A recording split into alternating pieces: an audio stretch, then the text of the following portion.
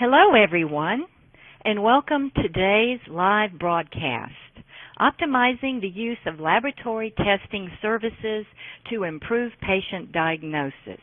We are excited to bring you this educational web seminar presented by LabRoots.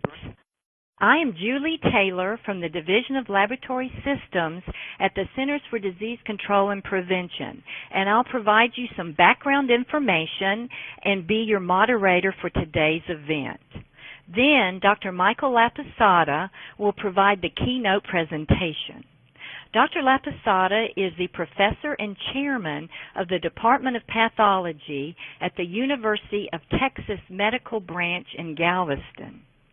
Before we begin, I'd like to remind everyone this event is interactive.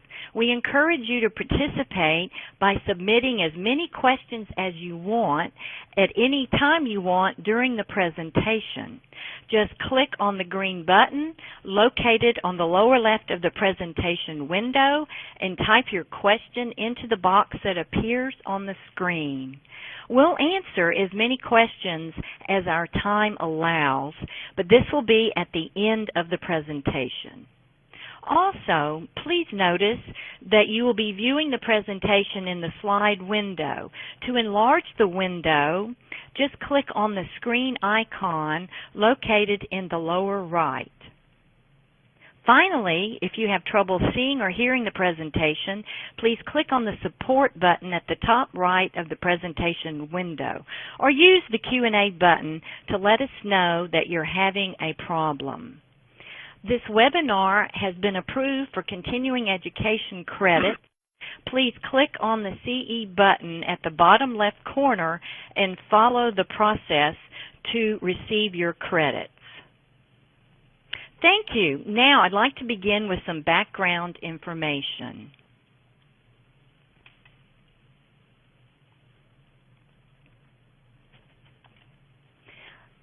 In September, the Institute of Medicine published the third in a series of To Err is Human reports. And this one, the third one, was published September of this year, and its title is Improving Diagnosis in Healthcare. We feel that this would be an important reference for you to read because it's definitely related to test utilization, because test utilization is a big part of diagnosis. Another important point is that your keynote speaker today, Dr. Laposata, was on the committee that wrote this report.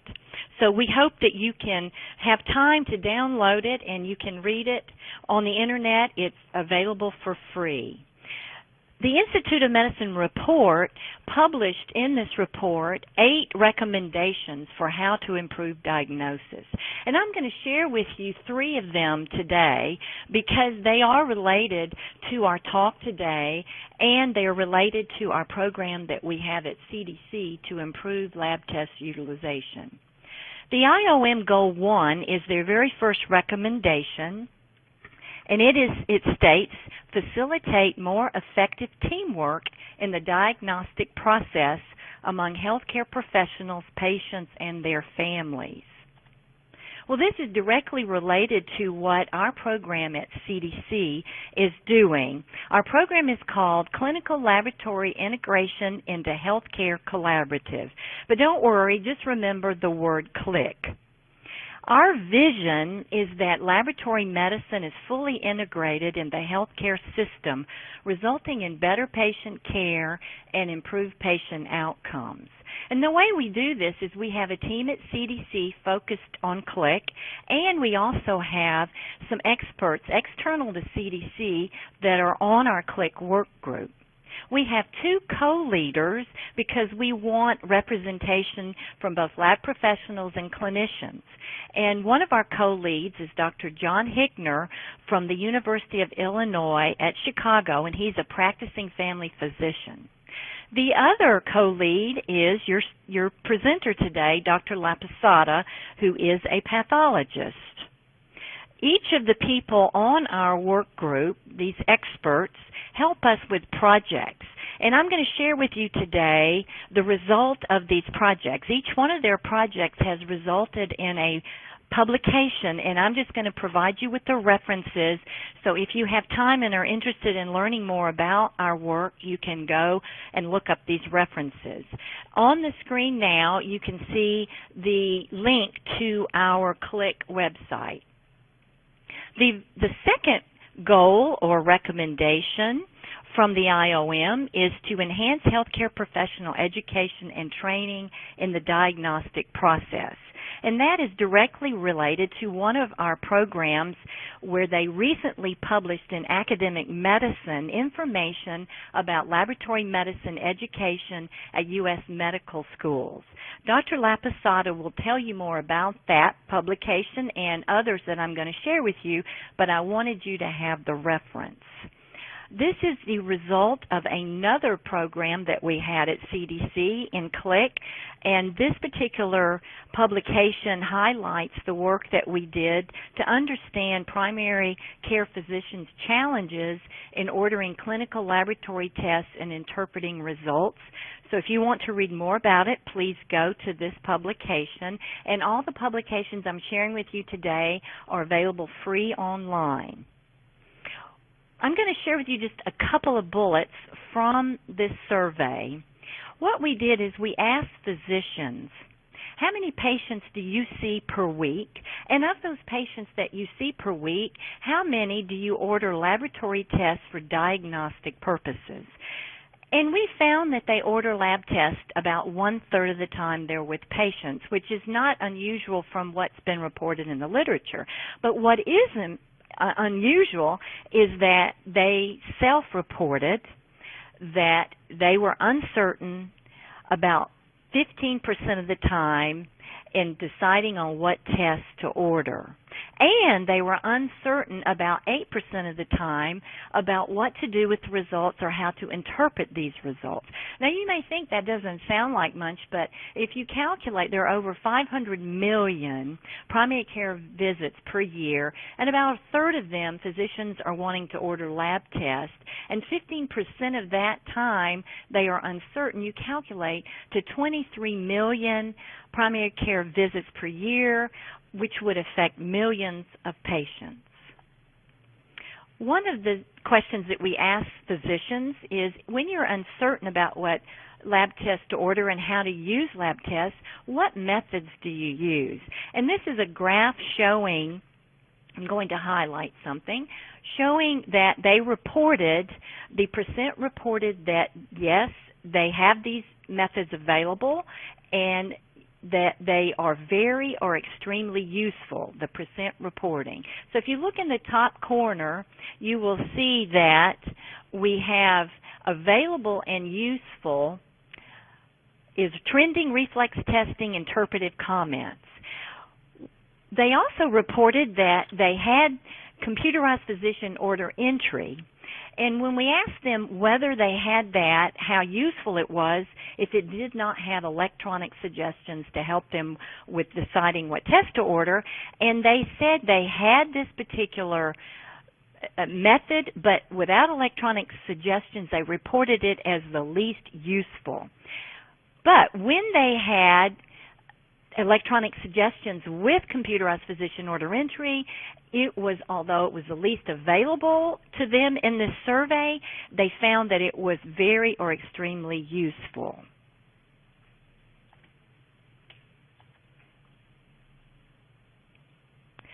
The third goal or recommendation in the IOM report, ensure that health information technologies support patients and healthcare professionals in the diagnostic process.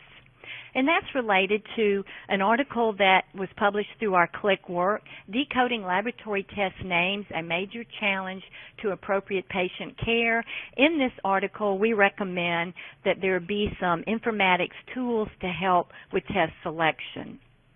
Another project that we have with the CLIC group is we developed some algorithms to help with patients who have a abnormal partial thromboplastin time, and then those algorithms were converted into application, a smartphone application. Here is the quick read code. If you have an iPhone, you can download this for free. We are working on getting it onto other smartphones at this time, but I wanted to give you these references so that you can look things up after Dr. Laposata finishes with his presentation. This slide has my email address if you want to tell me anything about what you're doing with lab test utilization, or you have any questions or thoughts after the webinar. With that, I would like to turn it over to our keynote address with Dr. Laposata. Well, thank you, Dr. Taylor, and I'm delighted to be talking to you today. And what I'm going to do is to weave the issue of correct laboratory use of diagnostic studies into this topic of diagnostic error. And what I'm presenting to you today is not the slide deck given to us as members of the committee, but a presentation based upon the slides I've prepared that takes it a step further. The committee decided that a diagnostic error is an error in which the diagnosis is delayed or missed, and that the condition is not explained to the patient. So when you don't explain your diagnosis, that also counts as a diagnostic error. There are other diagnostic error definitions out there. That's the one the committee had, and the major conclusion from the committee is that basically every adult American has experienced a diagnostic error. I think the biggest question, which is the one you're going to hear at the end of this, is how many? Because it sounds like, from looking at the articles and the data, which I'm going to show you, that the number is actually far greater than one. And in fact, I took the effort to organize some slides to tell you about my own errors, and you will see that someone who's my age, a 60-ish adult, has had many errors. So let's begin by taking the first slide. Here it is, that shows I have no financial relationships other than my connection to Instrumentation Laboratory as a member of their scientific advisory board. There's a company that makes coagulation reagents and instruments. So there's the title, and as I mentioned to you before, this is my review of the 200-plus articles that members of the committee read to come to their conclusions. You heard Dr. Taylor talk about CLIC. Delighted to participate with CLIC now for 6 years. The goals are really the fundamental challenges that doctors face when they're trying to make a diagnosis. Well, what are the correct tests that I should pick? And when I get the results, what exactly do I do with that answer? So here's the outline of the presentation. We're going to talk about the big, broad medical error first and provide some background information, and then focus in on this subset called diagnostic error. And as we talk about medical error, I'm going to set the stage with lab utilization issues. I'm going to give you a couple of examples about what doctors don't know and some of the problems related to counting medical errors. And then I'm going to tell you what's broken and what the committee recommended that we fix. So what we've known that's been broken for some time in the laboratory are the things you're going to see here. And we're going to talk about the potential fixes, as Dr. Taylor said. Finally, we'll finish with the percentage of Americans experience diagnostic error, and then some perspectives. So first, medical error.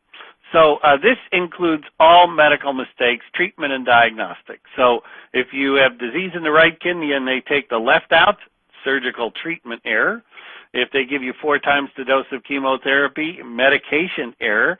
If they tell you you have asthma and instead you have a clot in your lung, a pulmonary embolism, that's diagnostic. So let's take a look at some of the utilization issues in terms of cost. Obviously, if you're supposed to do 1 test to make a diagnosis and you order 10 and the 9 of them are superfluous, you've wasted a lot of money, not to mention delay the diagnosis. And a group from PricewaterhouseCoopers said that we spend $2.2 trillion nationally, and the unnecessary services are $27.5 billion, 27.5%, which is $202 billion. And when you think of the NIH budget being about $30 billion, we're talking about taking 7 times that and throwing it in a trash can. So when you think about all the things that you need, the solutions for heart attack, cystic fibrosis, stroke, okay, we can't do the research because that's how much is being used in unnecessary services. There have been a couple of reports in this presentation. I'm giving you the actual references so you can look at them. You can see in the PricewaterhouseCoopers Research Institute report from 2008, it was 27.6% unnecessary. Another paper from Rami Arnaud in Boston, 20.6.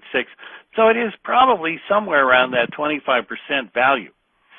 Now, what adds to it is not overutilization always, but overcharging. And this Time magazine from February 22nd, 2013, contains within it this massive article by Stephen Brill. And he looks at the charge master and says, here's the problem. $5 for one aspirin tablet, $70, $74 for a box of gauze. That's $2 in a drugstore, $25 for the Sharpie that says where to make the incision. The astronomical prices for drugs are a big issue. So when we talk about waste, maybe you're doing too many CBCs, but we're not counting that as the $5 in reagents and supplies. It's showing up as $100 that's being charged. So there's a magnification that is associated with the overutilization. So clearly overutilization is a problem. But this is an even bigger one and relates more clearly to medical error.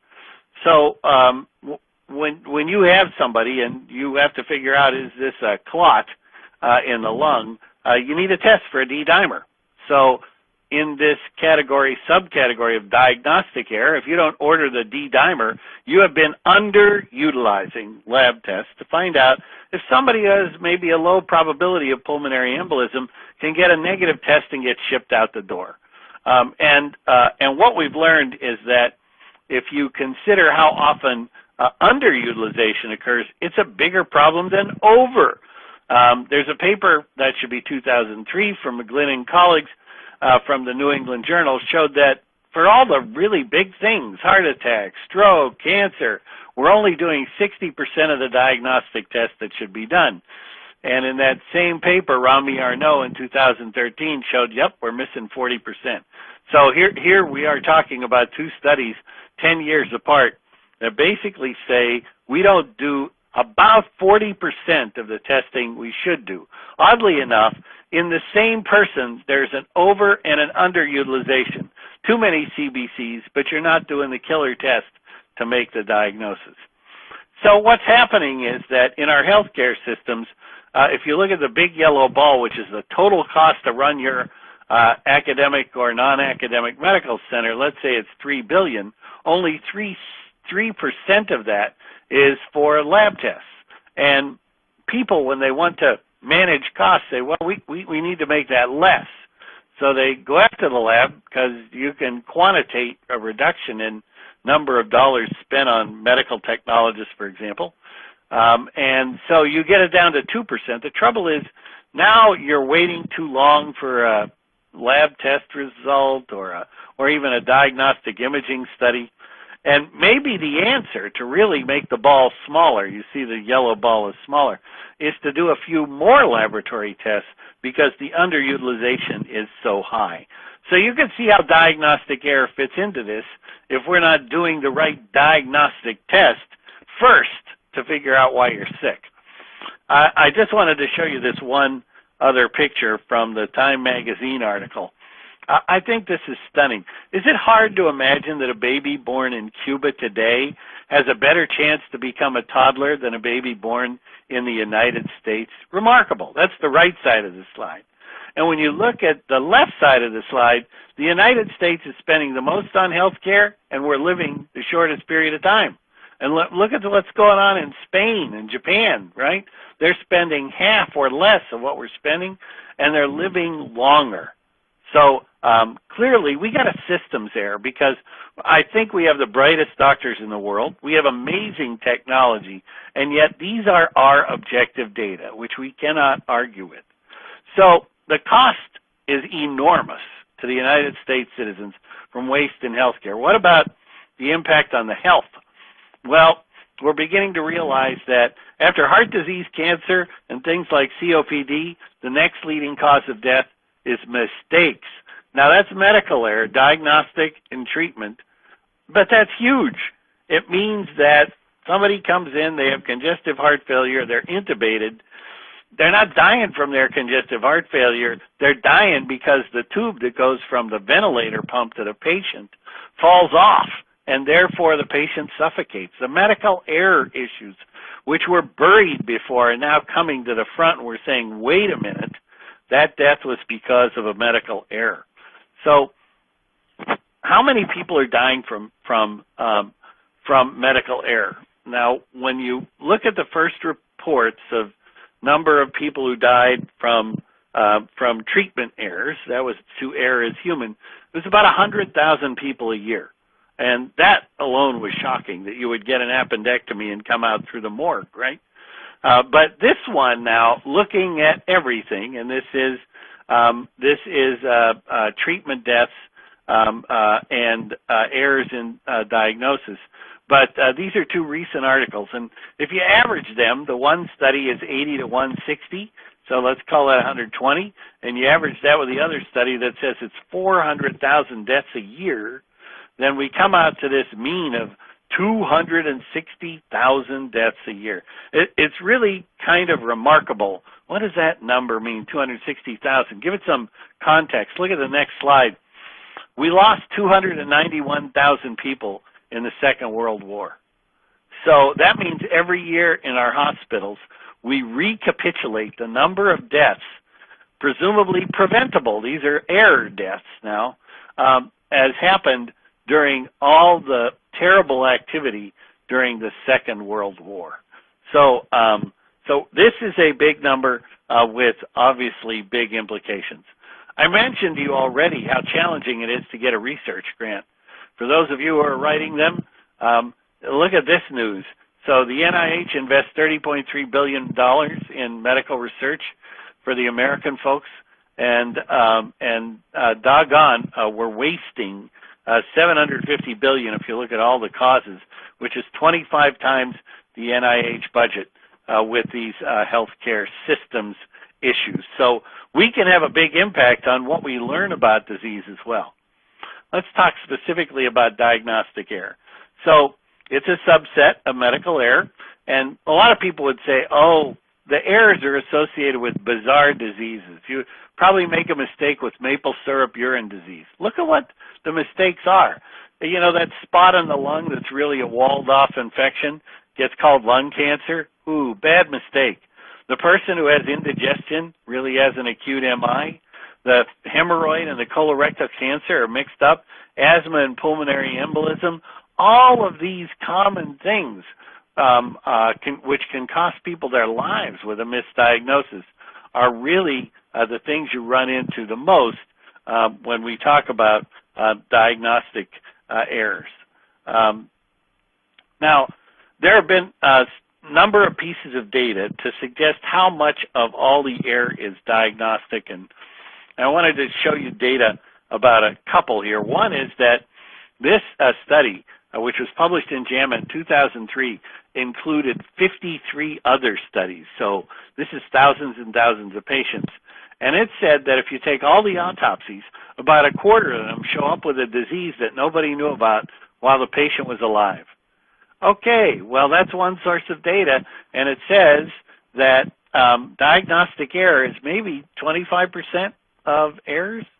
Now, if you look at this next one, this is diagnostic error. Remember, can come from all picking the wrong test, collecting it in the wrong tube, identifying it incorrectly, or just not interpreting the test result correctly. So any place in there. And here are the numbers where people have studied about diagnostic errors as a percentage of all medical errors. So I'm giving the references as well, but look at the numbers in yellow. You're going to see how similar they are. 28.6 for this study from Hopkins, 20% for a second study that was recently published in 2005. What about this next one? Comes out to 17, and then 26, 32, and most recently 50. And when you average them together, it appears that if you take all medical errors, how many are diagnostic errors? It's a quarter. And this is the largest group. So all the other ones are smaller than 25%. Now, are there consequences for a diagnostic error, and are they serious? This number from this British Medical Journal in Quality and Safety, to me, in 2013 was stunning. Outpatient errors had a 48.4% lethal rate. I think what that means is that too many people with asthma or too many people with a pulmonary embolism are given a diagnosis of asthma. And therefore, they think that it's not a problem, but they die in the next hour. And too many people with chest pain are not considered to have an MI, because if you make those mistakes, that's lethal mistakes. And the errors for inpatients, a bit more credible, but still 36.9%. Dramatic, right? Here, two other studies. Diagnostic errors were 2 times more likely to lead to death or disability than any other medical errors, again, pointing to diagnostic errors as being the biggest problem. And the next piece of data I can show you in this figure, which I'll show you next, a paper led by Dr. Gordon Schiff in Boston. And what Gordy did was to look at the seriousness and frequency of errors after surveying the docs at grand rounds about mistakes that they had made. So it's got a recall bias. But look at the one on the left. It basically shows that about a quarter of the errors are minor in impact, a quarter are major, and about half are moderate. So there are a lot of major consequences for making a diagnostic error. Now, one of the other problems with counting diagnostic errors, which we're just realizing, is that that consequences of the mistake come months to years later. So what is an example of that? So from 1981 to 84, if you had a kid who needed his tonsils out and the PTT was elevated, which is common in that setting, and you gave the child 2 bags of fresh frozen plasma, 1 out of 20 had hepatitis C or HIV. So the person dies 4 years later. Do they attribute that to the transfusion from the HIV? Or if they get a liver transplant 20 years later from the hepatitis C infection, do they attribute that to the error because somebody didn't know how to work up a prolonged PTT? So as you see, the error may have been made years before. So that's an important point that now has elevated the number of people who are recognized as being dead from a medical error. Now, it's also unlikely that the ear, nose, and throat surgeon said, that's the problem that I had, and let me fix this now 20 years later. Now, here is the most dangerous scenario of them all, and that is that the doctors think they know the answer, but they actually don't. And here's a couple of examples. This showed up in JAMA on April 21st last year, and they gave doctors in the Boston area this scenario. They said, you tell your patient that the patient's been screened for a rare disease. It strikes 1 in 1,000. It could kill you, and your test is positive. And the patient says, is there any chance the test is wrong? And you say the false positive rate's 5%. So then they went back and said to the doctors in Boston, so what do you say next? And most of them said that there's a 95% chance that you actually have the disease. Nobody really knew that the prevalence, that 1 in 1,000, has a big impact on the answer, because the real answer is 2%. Now, if you were told you had a 95% chance of dying when the real answer was 2%, and the doctor thought he or she was right, that's a huge problem, obviously. here's another conversation I had about a 22-year-old lady who comes in with belly pain, claims to be pregnant, and you want to do an imaging study. And you don't want to perform an imaging study if she's pregnant. So I said to the doctor, what would you do? And the doctor said, well, I'd repeat the urine pregnancy test to make sure she's really pregnant. And I said, which pregnancy test would you use? And he said, are they different?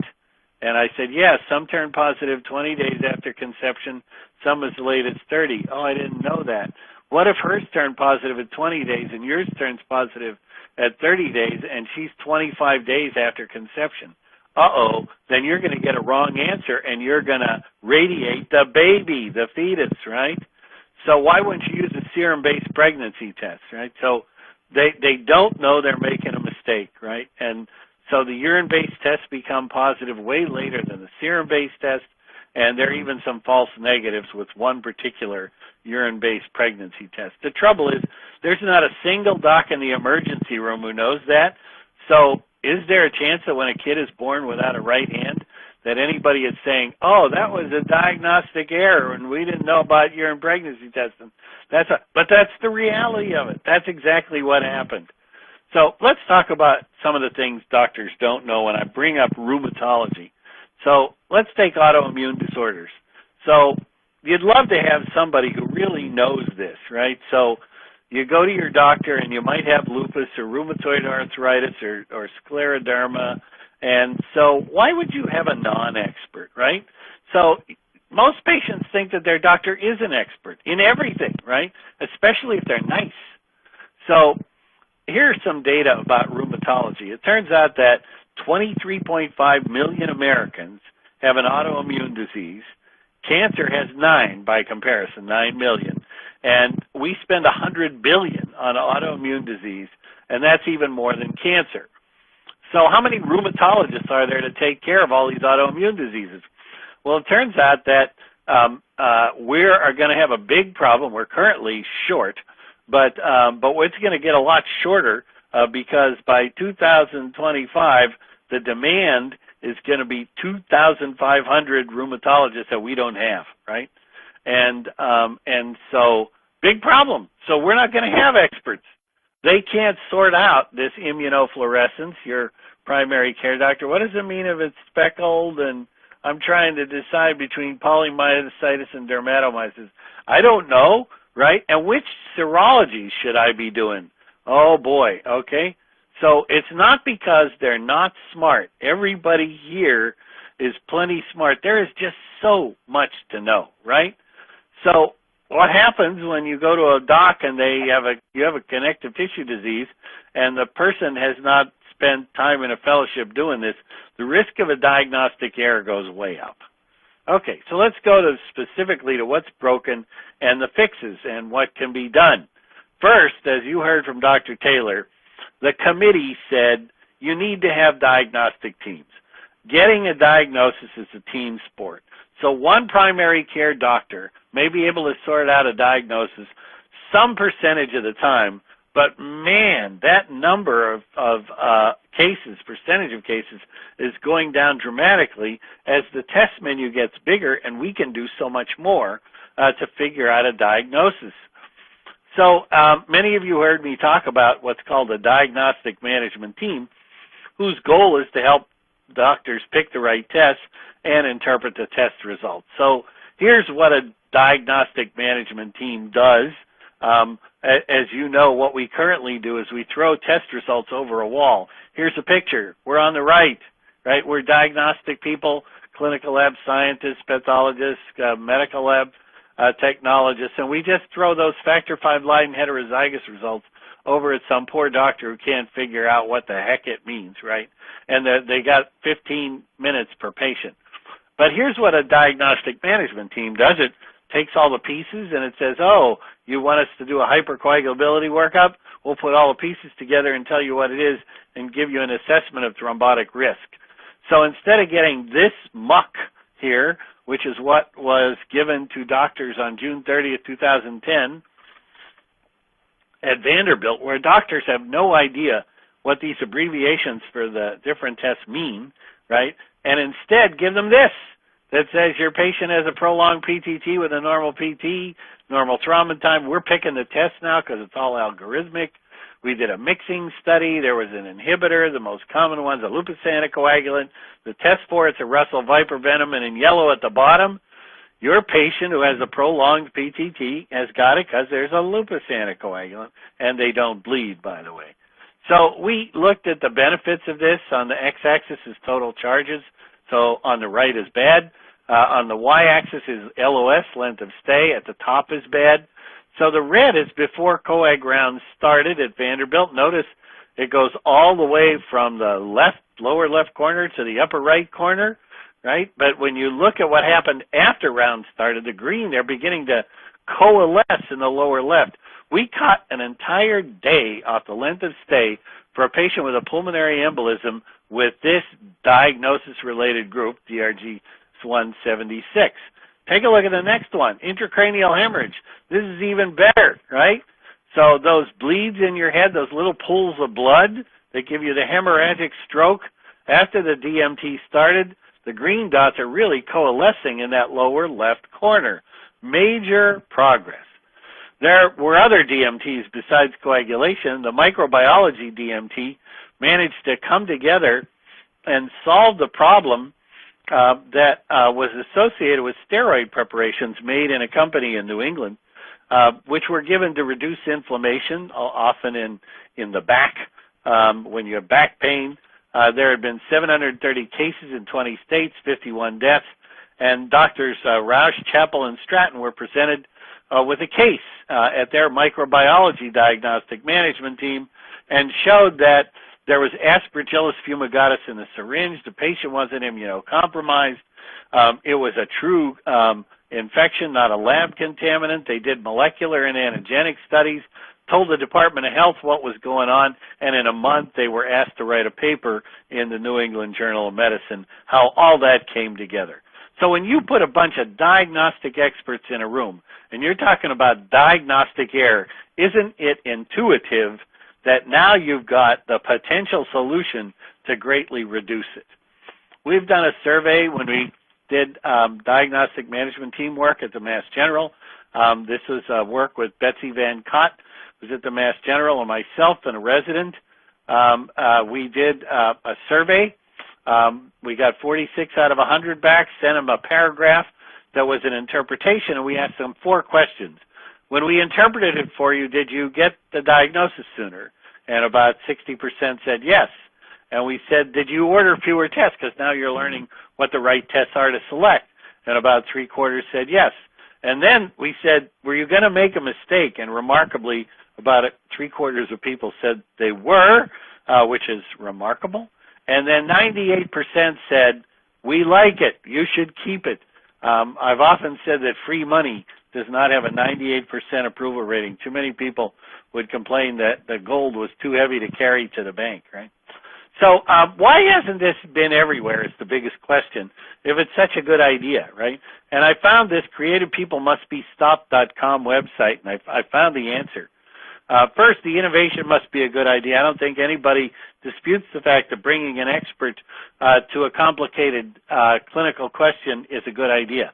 The second, which is a major stumbling block, is that the innovation has to be accepted by the group. The big group, that is pathologists, aren't paid for this, right? So if you have a job where you could get paid for it or you couldn't get paid for it, most normal people would pick the one where you could get paid for it, right? So the pathologists run the laboratory, but they're not so keen on doing this activity. And the hospital does not want to hire people to be lab directors who aren't going to do this, because this is how you get savings. So hiring somebody to, quote, manage the laboratory who isn't going to do this is not in the hospital's best interest. So those are 2 big barriers.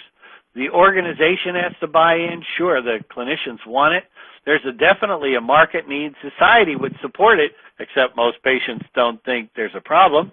And although it may be hard to do, this is still doable, and you don't need that much technology. So, bottom line here for the fix is remove the barriers to creation of these expert teams and pay people for doing it like you do in anatomic path or radiology. Now here's another one, and this is something raised by the committee, a failure to create a work environment which permits communication.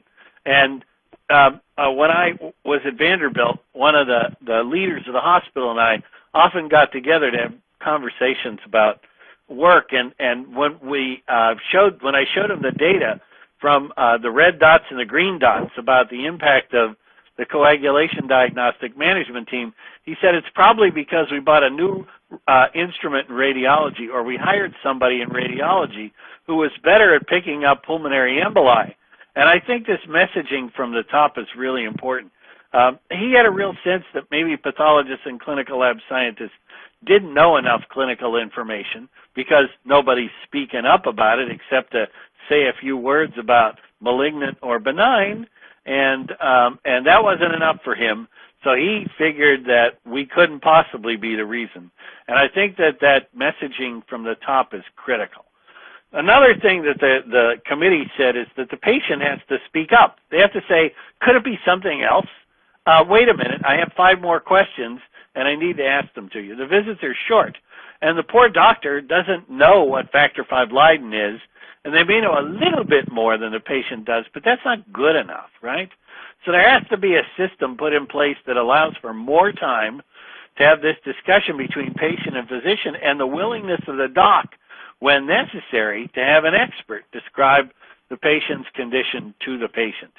The next issue that the committee brought up is that we have lots of health information technology, but it might not be doing what we really need it to do.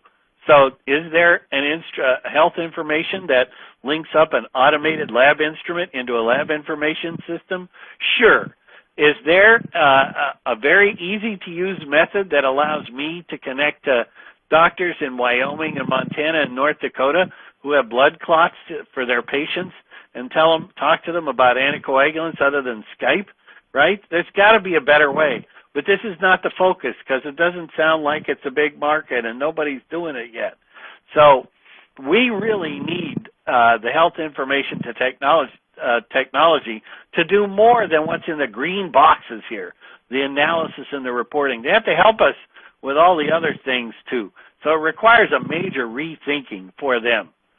The other thing is that we can create these apps, like Dr. Taylor showed you, the PTT app. Well, we have one app that's huge and taking lots of work, and this is just one little chunk of it, but it's about the appropriate use of anticoagulation. And the back that the doc never sees looks this complicated, but we're turning each page into yes and no. So if you get these apps that are yes and no, they also have to be updated every 3 months. I look at virtually every coagulation app, and most of them do not have the new drug, edoxaban, and they have not eliminated lepirudin, which has been off the market for more than a year. So when you do these, you have to update them on the order of a month or two. Now, as you can see, the fix here is to really get the information systems people who have adequate resources to listen to us and say, okay, we need help with the diagnostic test selection and interpretation. So another big problem is we got to pay people for doing something besides anatomic pathology and radiology on the diagnostic side. I do not think it's because pathologists don't like the detective work of clinical pathology. There's plenty of amazing things like that aspergillus story in microbiology. But when you don't get paid for it, it's just hard to make that choice. And therefore, pathologists now for maybe 20 years would have a hard time if put on the spot, handed a microphone, and said, please explain specificity in one sentence. You have 15 seconds. It would be hard for most of them. And so we just haven't taught it to them. It's not that it's not important. It's not that they don't want to know it. It's just that their task at hand is very different. So I think that if we change the incentives, we will get a whole bunch of people who want to communicate with docs about all diagnostic testing. So pay pathologists, not just for anatomic path, but for everything in this diagnostic arena. And coagulation is not paid compared to cancer, for example. So Here's another one. The failure to recognize the impact of diagnostic error, both immediate and key here, is long-term. So this was a hospital in Boston that lost $100 million 4 years in a row. How'd they do that? Well, they were losing money, so they cut the number of radiology techs and lab techs. Then you had to wait an extra day for your imaging studies and your lab tests, which increased the length of stay, so they cut more techs, which increased the length of stay further. And finally, there were delays in diagnoses and complications that really cost money, and you got a downward spiral. So when people are looking at the budget for 2017, which is now that we're looking at it, they could be handicapping them for the 2018 budget. So it's hard to get a really precise idea about an investment in a clinical laboratory, which saves large sums of money, but you just don't know how much. But if it's more than what you're paying the person, it's a good idea. So there has to be a strong partnership between the clinical people who understand the disorders and the administrators who understand operations. So the cost savings alone are not the driving forces. So failure to share information is key. We have to tell people when mistakes are made. We often don't. You just let it go. And doctors must avoid all these misrepresentations that occur and say, look, this happens because we didn't fully complete the evaluation, or a misdiagnosis was my fault. The other is we have to educate the medical students. So we did a survey, which you saw from Dr. Taylor, 61 to 302 hours spent teaching anatomic path, 8 hours on all those troponins and coagulation tests, and often nothing for a test, so people don't study for it. So on the left is what you learn in medical school, lots of AP and radiology, and when you graduate, you have to pick among 5,000 tests, and somebody's there to read your radiology and anatomic path. Doesn't make sense. So you got to teach people that here's what you should know, and don't guess. Ask an expert. Here's a blood clot that was in the leg, started down by the ankle, got bigger and bigger, broke off, went across the lungs, killed the patient with a pulmonary embolism. So I got to do this for one time at Vanderbilt before I left and took this current position in Texas. It was a great week, and they were all case-based studies of cases that were written and studied in different ways by the students at Vanderbilt. And so I would ask them, which of the following tests is useful in assessment of the patient for a pulmonary embolism? And then they voted with those electronic clickers. And you could say, whoa, who said platelet count, right? So you teach them, and then you give a little information about how a clot is broken down, ask them another question, get their answer, teach them about sensitivity and specificity and false positives and negatives and why it works. And answers about is a negative D-dimer test important? Get their answers. What about this? Explaining them a low probability for a PE, somebody who got off an airplane, explaining how much we'd save by not doing all those imaging studies and just do a lab test, and then ask about a positive D-dimer and tell them all the reasons why a positive can't really tell it. So we need a required course for the medical students in the United States. And there must be appropriate number of questions on licensing exams so that they have to know it. Now, a word about implementing the fixes before we get to the number of medical errors. It can be fast or slow. Here's fast. You got the drugs to help people with HIV live, right? And in a short period of time, 1990, up to about 2000 here, we get to almost to a plateau. Remarkable. What about this one? 14 years. This is slow to get rid of Rye syndrome. And the treatment, when your kid has a fever, give him Tylenol, not aspirin. That's all it took, right? And it took 14 years to do that. So we don't want to go slow on this. So let's talk about this. And this is why the work of CLIC is so important. So the percentage of Americans experiencing diagnostic error. I took 5 or 6 conditions and got these numbers and averaged them into one. This is an arbitrary choice on my part, but they were so high I didn't want to bias the data. It said, this slide shows, 55% of people who had a pulmonary embolism got a misdiagnosis. 30% who had a subarachnoid hemorrhage, misdiagnosis. This is 44%, and it's a cancer study from 1998. This is a 1996 case, breast cancer, 21%. God forbid you should have a bipolar disorder because the error in diagnosis is huge, 69%, and 18% even for diabetes. Remarkable. So if you just average those together, it comes out to 39.5%. Now, to think that if you go to a doctor, that would be like 1 out of every other time almost, or every third time you'd have an error. So let's take a look at some of the other data. Well, first I want to draw your attention to how many times do you see the doctor? So before the age of 5, your middle ear infections and everything, maybe 3 times a year. Then there's that long span where it might be just twice a year. And then you hit the golden years and you show up for your sore knee and whatever else is ailing you.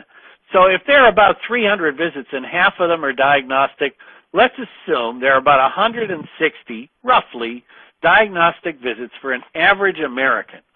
And I'm going to say here at the bottom, 1 out of 10 makes it easy to calculate. That means, could it be 1 out of 16? Well, let's look at the data. So there were a number of studies, and I remember I put all those first set of studies together and called that 39.5, and I just made it 1 to not overly bias the data. Dr. Taylor talked about that Journal of the American Board of Family Medicine article talking about uncertainty in diagnosis, and about 15% were uncertain about picking lab tests, so there's medical error in there, diagnostic error. So I reduced it a little, totally arbitrary, figuring that maybe some of the guesses might be right about a quarter when you think of a multiple choice test. Then there was a real study by Hardeep Singh that got a lot of attention on the British Medical Journal, Quality and Safety, and said it's a gross underestimate, but it's at least 1 out of 20 visits, 5%. And here's another study, recent, that said 6.6 on medical errors, 1.545 diagnostic errors. So that comes out, if you average all those, it's 1 out of 7 outpatient or inpatient encounters has a medical error. So when you look at that, that's less, right, than 1, we said, 1 out of 10. So the number actually came out to 1 out of 7 with this limited amount of data. Now, if you ask patients, have you had a medical error? It turns out 2 studies, 1 in 6 said they had a medical error. The other was 1 in 4.5. So really only about 1 out of 5 people know they've had a medical mistake happen to them. Okay, here are mine. So when I was 10, I was that person everybody was kneeling down around, unconscious for 10 minutes, a blow to the head from a line drive, playing baseball, going from second to third base. They put me in the back of a truck, took me to a primary care doctor who took my blood pressure and said, "Get lost, kid, you're fine." Right? Nobody observed me, nothing. If I had a subdural, I would have been dead. Minor treatment problem, I had a bad bronchitis, and I got a bowel stimulant because the guy said, clearing your bowels is good for everything. The third one was I had an esophageal biopsy that was lost. And I waited 3 years for my next one. And if I had metastatic or even primary disease at that point, that could have been life-threatening. I had time to plan my funeral for the next mistake. It took 13 days to get my biopsy read. The next one, I got off an airplane and somebody said, oh, I had gastroenteritis, and they said, you could have a PE. I said, I'm not even short of breath. 70 times the radiation of an X-ray. Mistake. Would not let them do it. My mother had a heart attack. My father had a heart attack. My grandfather and his 5 brothers had a heart attack. And I never got advice on any cardiovascular protection. I lost a dental implant, even though I kept saying, is this gum infected? Is this infected? And I had to have my jawbone drilled into twice. And I got only half the dose of a bowel prep before a colonoscopy, so I had one for fun. And I'm not going to tell you about the other 2, but so far at my age, I've had 10. I should expect 6 more, and when I get to the ICU, I'm going to have plenty of opportunity because I'll have a lot of morbidities going on at the same time. So virtually every American has a diagnostic error. The number of times is far greater to be than 1. So these are the perspectives. Care is delivered locally. We need to bring experts in one way or another because it's just too doggone complicated. And if we do this, the outcomes for patients and the costs are both going down because we're going to be able to do it better. Now, for this, I show you this picture because for this one, showing you the symbol of the Marine, when you die defending your country, everybody recognizes that you have made a contribution, and we spend money to recognize that. And this is what happens when you die from a medical error. Right now, nothing. So we have to fix it, right? And if you look right now, about 260,000 annual medical deaths from medical error. How much do we spend trying to estimate this?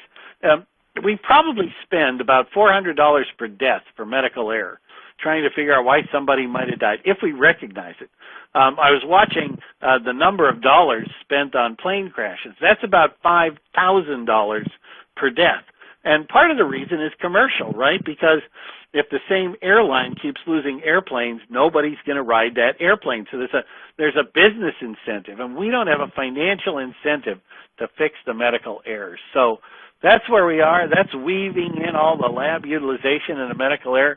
I hope you found it informative. Thank you very much, and I'm happy to take questions. Back to you, Julie.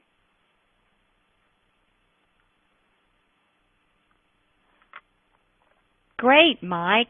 Dr. Laposata did an excellent job. We sure appreciate what he's done for us today. Now it's time for question and answers. If you have a question you'd like to ask, please do so now. I see 3 questions up already, so we'll get to those, but I just wanted to remind people that you just click on the green Q&A button at the lower left of the presentation window, type your question into the box that appears on your screen, and click the send button. And we'll answer as many questions as we have time. So what I'll do is I will read Dr. Laposata the first question. It is, how can a particular diagnostic error be traced back from a long-term complication? So that's a very good question. I think that it has to be done on a case-by-case basis. Let's say, for example, somebody comes in with chest pain, and they really have cardiac ischemia, and it takes them 2 days to figure out that it's cardiac ischemia, and they're treating incorrectly. Well, what happens when you wait that long? You lose more myocardium. So let's say that the long-term complication is serious congestive heart failure. I think that as you trace that individual case back, you can say there was 3 days till I got a diagnosis of cardiac ischemia. This is much greater than the average amount of time across America. Medical error. So I think that really, if you have a particular complication, what you need to do is investigate it and say, could it have been because of a diagnostic error when the patient first presented? Second one, Julie? Yes. This next one starts with, in the real world, physicians are struggling to service more patients a day to survive financially to keep their practices afloat with the HMO minimal financial contributions. Do you think the doctor would have enough time to communicate with the patient to answer all his questions? So the Institute of Medicine committee said definitely not, and the reason is because if you look at all the information that's coming, now we're going to say you have a clotting disorder, and the clotting disorder is because of antithrombin deficiency. Okay, it's already complicated. It turns out in a couple of years, we're going to know what the mutation is and what your thrombotic risk is. Who could possibly know that? And that's why diagnosis is a team sport.